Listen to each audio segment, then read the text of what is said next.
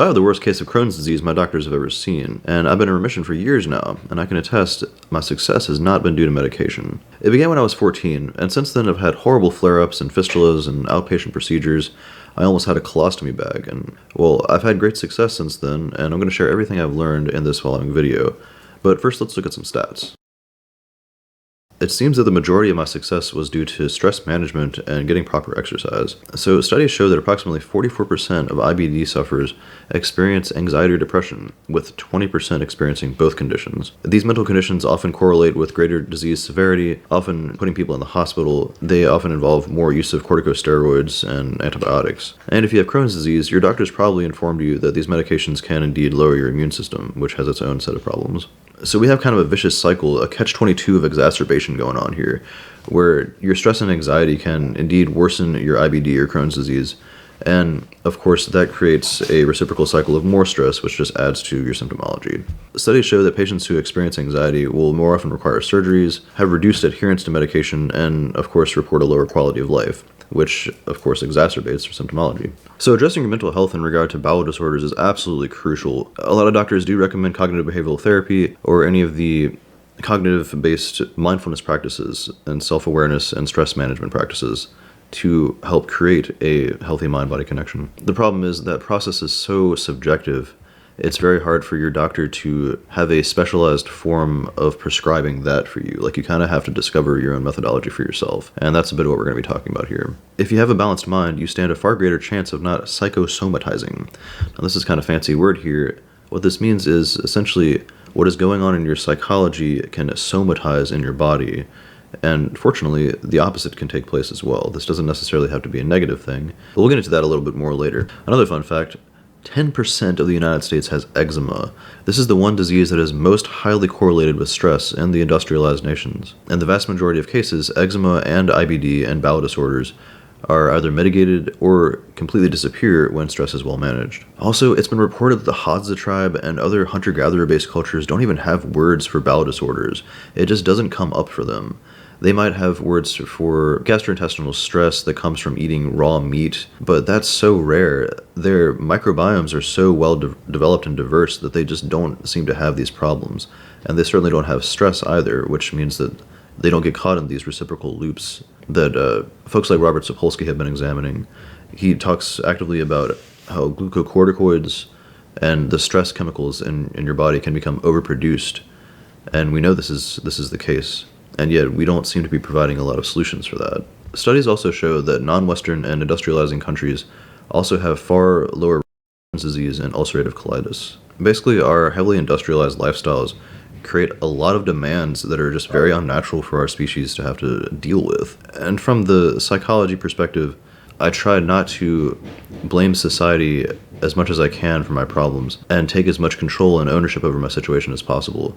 But of course, this is the case. This is largely the fault of the society that we live in. But you just don't want to take that mindset to the extent that you feel you are beholden to it. There's a saying by Jiddu Krishnamurti. He says, "It is no measure of health to be well adjusted to a profoundly sick society." The alternative to that statement is, you may be living in a sick society, but you do not have to be sick in it. So let's explore how to achieve that. First of all, let's look at the placebo and belief effects. Now, we don't actually know how these work, but we know that they do. There are countless studies that have explored this, and basically all we can arrive at is that it kind of works like magic. And it's very subjective. In the more materialist West, we tend to hear about the placebo effect and consider it as woo-woo or just overly mystical and outright reject it. But we need to involve it in the dynamic processes that are necessary to treat and heal the body from as many angles as possible. We have myriad studies showing that when a patient holds confidence in both their doctor and the medication, it tends to work much better. Also, when we kind of continue to believe that we're in a state of healing and progress, this also seems to hold reciprocal benefits. What I'm saying is that if you are taking medication, you'll probably do better if you believe in the medication, if you hold a confidence in this and perhaps perform some kind of ritual around it when receiving it. Now, I know this sounds a little bit crazy, but we have probably 300,000 years of ritual-based medicine predispositioned in our genetics. Our bodies and minds are evolved to have this kind of dynamic, holistic approach to receiving medication and receiving the process of healing. It used to involve shamans, and basically today's doctors are modern-day shamans. You may benefit from reciting a mantra or engaging in some kind of yoga ritual while you're receiving your medications, and this seems to be easiest when you're doing personal infusions at home. It's a little bit harder in the doctor's office, but this does seem to have some benefit. At least I don't want to exclude that. I think this is something that you should feel free to explore. Obviously, can't hurt to try. We're a deeply ritualistic species, and our cells are basically pre-programmed to be receptive to these kind of activities. Our bodies and brains crave healthy forms of regulation, and studies have also exemplified this. Placing your trust in the doctor and in the healing process does tend to work better than just kind of going there and saying, I have to deal with this. This is the body that I was cursed with, and I'm going in for my monthly injection. Shoot me up, doc, and let's just get this over with. And I also say this from an anecdotal, personal perspective. I did used to go about this with this process for about the first 10 years of my disease, and yeah, this didn't go very well. It didn't seem to have the same results as when I was just taking more account of this, more mindfully engaging in the healing process and looking at this in the biggest context possible. Not to get on a tangent with this, but studies have also shown that many Westerners are very ignorant of context. We tend to gravitate more towards individualism and isolated subjectivism, and that's where you get into this attitude of like, let's just get this over with, shoot me up, doc. That being said, try to look at this the whole picture, because this is your whole life that you're talking about here. It's not about just sticking it through for the next year's worth of injections. So what I'm saying here is to try and find your own ritual. Create something that works for you, that's based in your belief system. If you have a religion, then try and incorporate that. But also that's very nuanced. Don't put it all on God and expect for a external God to fix you for you. In my case, meditation seems to be most effective in this regard. It's very good for stress reduction and the mindfulness that's necessary to resist eating the foods that you may be tempted by. Stay confident and true to yourself. Your mind and body are one. You got this. Alright, I want to talk a little bit more about evolutionary psychology and genetics involved in this before we move on. There's one trick that one of my doctors showed me that was incredibly effective. It's literally just massaging your palm. This is so unbelievable how effective this is, and apparently it's more effective in males for some reason. But you just take your palm and you rub in a circle with your thumb, and you do that for, I would do this for no more than 2 or 3 minutes and I would start to feel effects. Basically, it seems to be a combination of slowing your digestion process as well as just reducing digestion pain and symptomology of these diseases. What it seems like is going on here is probably us indeed tapping into these genetic predispositions that we were set up with in our hunter-gatherer past, wherein if you were holding a spear in your hand or a weapon in your hand and you're out in the hunt, you don't really have time to be experiencing stomach problems. And that's one that honestly just blows my mind. It's incredible to me just how effective this is and just how involved these evolutionary psychology mechanisms are in something like Crohn's disease. Alright, let's talk about meditation and some practices that you can incorporate to better mitigate and possibly completely overcome your disease. I've spent many years developing my interoceptive capacities, and I can now detect a flare-up many days in advance. And you can do this too. I now know what a good meal feels like, not just what a doctor or a nutritionist recommends. There seems to be so much capacity for you to form this interoceptive relationship with yourself and your gut that indeed the whole phrase trusting your gut seems to be very, very effective in this regard. And that's hard to rely on at first. You do have to spend some time developing it. Some people call the gut the second brain. You literally have 100 million neurons in your entire gut lining. Indeed, the whole body is the brain. Like when you really look at the anatomy of the human body and our biology, you have neurons and neuron synapses throughout your entire body. That's how you're able to move your body around with your brain. And indeed, in the West, it's kind of a stereotype to say this, but we really have this kind of like neck down process to medication and a neck up process when it comes to psychiatry and psychology. And bridging those gaps is very much a mission of mine on this channel. So let's define some terms here. Interoception means your ability to become receptive to the signals that your body is giving you.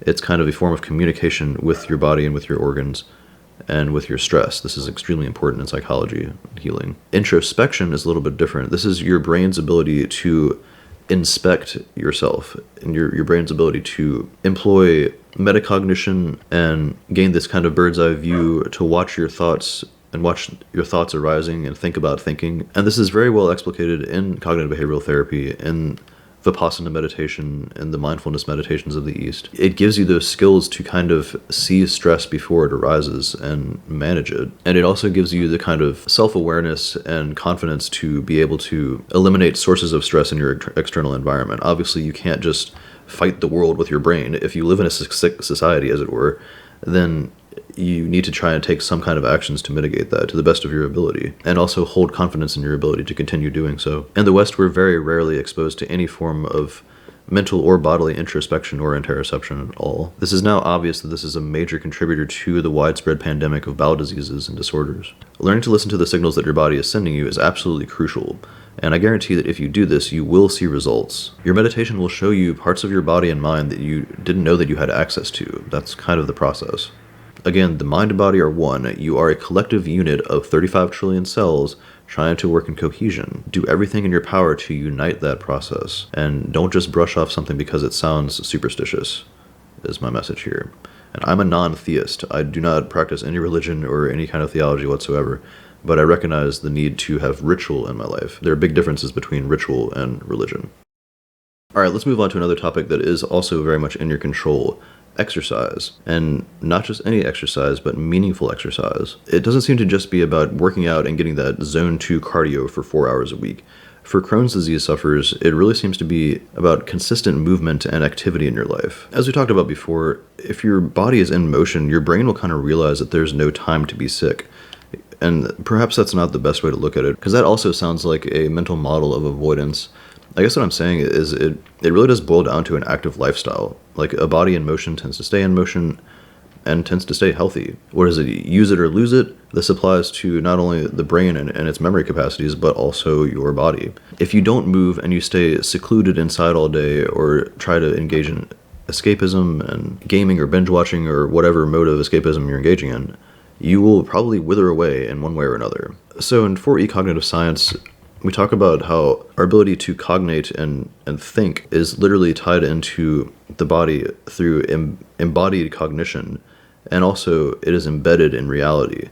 So we kind of occupy this distributed cognition system where we're in a superorganism. We are not just singular humans completely isolated and cut off from the world. There's a saying that goes, you are the 5 people that you hang around most. And indeed, you are what you eat, and you are how you sleep, you are how you exercise, you are your healthy relationships, and you are your meaning structures, what is most meaningful in this world to you. So you want to have an active job that keeps you on your feet, but also it may not be best to just have any random job connection to reality. I've worked factory jobs in the past, and that has actually exacerbated my stress. Before I knew what was happening, at least, before I began learning about the meaning crisis and identity and interdependence and all that. The meaning crisis is a major contributor to existential angst and anxiety and stress, which can indeed psychosomatize into these stress-based disorders and diseases like IBD and eczema. It is unfortunate, but it really does seem like the American healthcare system is kind of designed to keep you sick and keep you returning. And it's no one person's fault. This is kind of the nature of late-stage unregulated capitalism, but that's a topic for another episode. There's a saying that goes, every patient cured is a customer lost.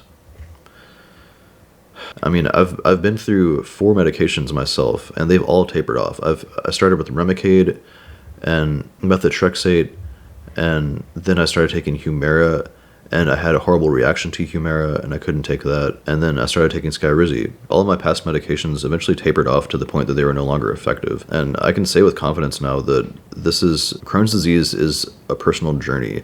It's not something that your doctor can really figure out for you. They're definitely going to help, and that's probably your greatest resource is your gastroenterologist. But this is really a personal journey for you, and it's so very subjective in nature that we do kind of have to keep up with it. Like, it's something that we can't avoid. And I'm repeating this because I'm telling that to myself as well, because I really was in that for a long period where I just don't want to think about it. I want to get my medication over with and just get back to life and enjoying life. So to me, it really seems like after all these years, the number one activity that helped in mitigating my Crohn's disease has been exercise and staying on my feet. and just using my body for the majority of the day. It really seems like this is tapping into our ancient genetic roots of how we used to be on our feet all day, every day, either hunting or gathering. Because when I've gone for months working in factories or just working in a Home Depot or wherever where I'm like physically walking around, doesn't have to be exhausting work, I find that I can basically eat whatever I want. Like, I can eat trash food. I can eat the worst, absolute worst fast food I've had multiple days in a row and not experience any problems. I mean, I'll get heartburn, but it won't lead to flare-ups. That's incredible to me. Like, the whole psychosomatization and the cultural aspects of this are just so deep and so mysterious, and indeed very subjective. Like, you have to experiment yourself with this and figure it out. So this is why keeping a food journal and keeping track of your own personal life, your stresses, your goals, and accounting for as much as you possibly can in your existential human condition as possible without overwhelming yourself, that's kind of the sweet spot. That's what seems to be so necessary in mitigating and preventing these diseases. Anyways, that being said, let's talk about diet, and specifically, I'll talk about what's worked for me here. So, I have notes on this. I'm just going to read them straight from my notes. Obviously, this is going to be anecdotal. This is my own records, but I've perfected my diet over these 20 years, and I want to encourage you to do the same. The idea here is to find foods that don't make you feel bloated or groggy or gassy or too hungry either. You want to prioritize meals that make you say, wow, that hit the spot. That's why we have that phrase. You want to feel energized, refreshed, and basically neutral as well. Like, that's kind of the hitting the spot aspect of this to me. It's just like, I don't really feel anything. It's just like, this was exactly the fuel that my body needed. And doing these interoceptive meditation practices, Kaya Anuprasana, this is the body scan meditation, that's been very beneficial for me. I'll just explain this a little bit in brief here. The whole aspect of the body scan meditation is to literally visualize your cognition moving from your brain down into various regions of your body. And with practice, you do become much more sensitive and receptive to the signals that your body is sending you, and what it means to feel that hitting the right spot kind of meal, what that is for you. All right, here's my official list. So when I've been sick, I tend to prioritize oatmeal and eggs, and soft, very well-cooked vegetables. When I was down to only 98 pounds, I went for 2 months straight only eating eggs and oatmeal. But this is before I had learned meditation and had taken up a job that keeps me on my feet. So to stay healthy, I tend to make meals with chicken, turkey, and spinach, and I try to avoid wheat. If I do eat wheat, it's not white bread. It's usually some whole grain wraps or something like crackers. Very simple like that. My main go-to meal is wraps with chicken, very well-cooked onions, and basic spices like umami spice, which is very much mushroom-based. Spinach and romaine lettuce and cheddar and feta cheese, I tend to add those. And when I'm in 100% remission, I can eat raw vegetables like carrots and cucumbers with some kind of light dip, like ranch or something. I can even incorporate lemon with the spinach, which helps extract the iron from the spinach better and help you absorb that more to a significant degree. And when I'm healthy, I also incorporate shiitake mushrooms and more complex mushrooms. A fungus is very complex as an organism in general, and so it can be harder for your body to break down, but it has many mental benefits which can help boost your mental clarity and your receptivity to what you learn in your meditations. So finding that balance has also been a journey for me. It's usually portobello mushrooms or shiitake mushrooms. Concerning the cheese that I use, and basically all food, you want to check your genetic lineage in this regard. I happen to come from Middle Eastern goat herders, so I definitely have the genetics that predispose me towards lactose receptivity, and I'm not at all intolerant to that. And just another note on this, really, if you can do a 23andMe or some kind of DNA test to see the location that your ancestors were living in, try to get as much information out of that as possible, because that's going to be a major benefit for you and your subjective experience of Crohn's disease and whatever else you may have. For breakfast, I tend to have about 2 or 3 eggs and yogurt with some kind of blueberries and usually clementines. And I'll have avocado with just salt and pepper. And sometimes I'll add spinach and broccoli sprouts to the eggs. This is usually very beneficial and also makes me feel very refreshed and energized for the day. Broccoli sprouts tend to help with better mitochondria production, so your cells are going to be more naturally energized as well. I also usually have a smoothie with spinach and bananas and blueberries. And sometimes I'll also make hash browns with umami spice. And for lunch, I'll usually eat tuna and pickles or some kind of non-meat-based meal like cheese and grapes and pretzels. For dinner, I usually have those chicken wraps I mentioned, or fish if I can afford it. This will usually be salmon. I try to get salmon on sale because it's just ungodly expensive. And I'll combine that with squash of some kind, usually zucchini and yellow squash. And I'll also usually cook the fish with umami or some kind of like mushroom-based spice. And sometimes I eat apples. When I'm healthy, I eat them with the skin. When I'm unhealthy, I will eat them without the skin. I usually eat citrus, I usually have some kind of citrus like clementines or mandarins, but I try to avoid oranges because they tend to give me heartburn. Foods that I avoid, and these also seem to be quite common with most other Crohn's disease patients: red meat, white bread, tomatoes, and hot peppers. Any of the spices that are considered hot spices. Really try to avoid those. They're definitely going to exacerbate your ulcers. I also very rarely eat dessert. If I do, it's something homemade. I very much try to avoid processed sugars of any kind of meals that have preservatives or additives in them, and don't include whole foods. And yes, I know this is not easy in many Western cultures, especially if you're in the working class. But if you know where to look, you can usually find what you need. Look out for sales at various grocery stores. Try to get coupons online. And you can also make deals with grocers. This is another fun method. If you do eat meat, sometimes you can make deals with the meat suppliers to get meat in bulk. Or if you have access to something like a superstore like Sam's Club that sells in bulk, you can usually get other foods via that method as well. And now another part of this that's going to require confidence and resilience is just adapting to these transitions. After about a few weeks to perhaps a few months, you'll become adapted and you'll begin to like these meals. They're going to taste better than anything you've had. And then when you go to eat actual processed food or fast food, it's going to taste bad to you. That's what you want. You don't want to be adapted to the unhealthy, sick society. For me, fast food tastes way, way too salty when I go to eat it, and I just avoid it basically at all costs. I make every meal from scratch when I can, and occasionally I will buy a frozen pizza, a cauliflower pizza that is chicken, spinach, mushrooms, and sometimes broccoli as well. Alright, that's all for this video. If you found this valuable, please subscribe. Now, this isn't my channel's main area of focus, but I really felt like I needed to share this. This video has been a long time coming. My channel is dedicated to helping people bring balance to their lives, transcend these psychosocial political problems, and find meaning in life, such that these horrible diseases and disorders don't arise in the first place. There are so many aspects to Crohn's disease that seem to be ignored in just seem to be ignored in Western medicine. And as we've explored, there's not really anyone to blame in particular for this. Your gastroenterologist is a specialist in their field.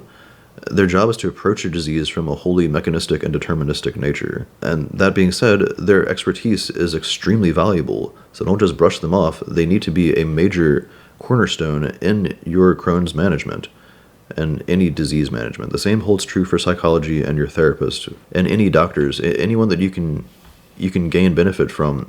The point is to remember that they are a cornerstone, but they're not the entire foundation. Anyways, you got this. I believe in you. If you know anyone that would find this video as valuable, please feel free to share it. I very much appreciate your time and attention. Thanks for watching. I'll see you in the next one.